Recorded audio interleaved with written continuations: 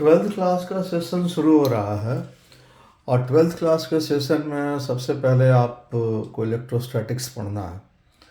उसमें एक बहुत इम्पॉर्टेंट टॉपिक आता है। उस टॉपिक का नाम है क्वांटाइजेशन ऑफ चार्ज।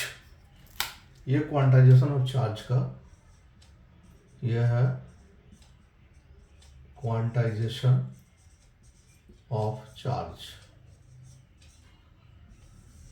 इसका ये डेफिनेशन लिखा हुआ है।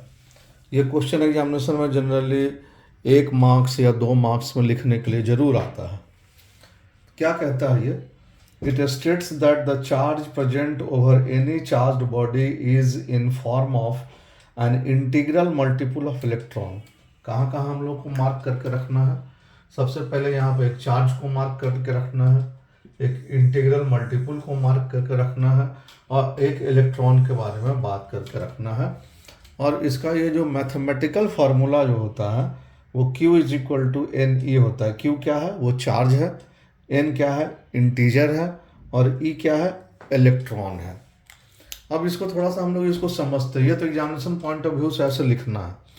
समझने के लिए हम लोग इसको ऐसे समझ सकते हैं। ये जो 3-4 पॉइंट हमने इनसर्किल किया है उसको छोड़ देते हैं। छोड़ने के बाद इसको समझते हैं। चार्ज तो समझ गए। चार्ज जो है हमारे लिए वो Q हो गया, ये चार्ज हो गया। इंटीग्रल मल्टीपल हमारा N हो गया और इलेक्ट्रॉन ये हो गया। तो इलेक्ट्रॉन का चार्ज कितना होता है? 1.6 इंटू 10⁻⁻19 कूलम। ये इलेक्ट्रॉन का चार्ज होता है। अब ये कहता है कि ये जो चार्ज जो इलेक्ट्रॉन के फॉर्म में है, चार्ज जो इलेक्ट्रॉन के फॉर्म में है, ये ट्रांसफर होगा कैसे? तो ये ट्रांसफर होगा इसके इंटीग्रल मल्टीपल के रूप में। मतलब कि चार्ज का जो ट्रांसफर होगा वो या तो 1 इलेक्ट्रॉन होगा, 2 इलेक्ट्रॉन होगा, 3 इलेक्ट्रॉन होगा। इस तरह से ये चार्ज का ट्रांसफर होगा, न कि जो चार्ज का ट्रांसफर है वो 1.5 इलेक्ट्रॉन हो जाए या 2.7 इलेक्ट्रॉन हो जाए।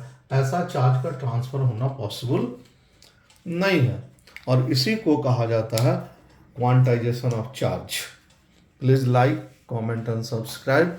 ऐसे छोटे छोटे वीडियो मेरे चैनल पर आपको लगातार मिलते रहेंगे।